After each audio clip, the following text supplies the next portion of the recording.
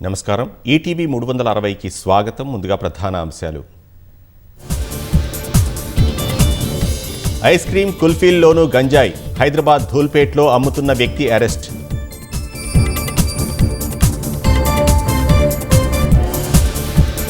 మార్చిలోనే రాష్ట్రంలో దంచి కొడుతున్న ఎండలు.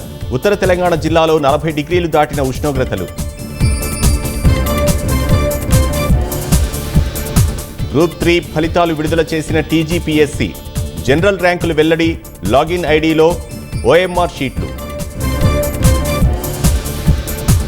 స్పీకర్ను అవమానించడానికే జగదీష్ రెడ్డి అలా వ్యవహరించారన్న పొన్నం. సభలో నియమ నిబంధనలు పాటించాల్సిందేనని స్పష్టీకరణ.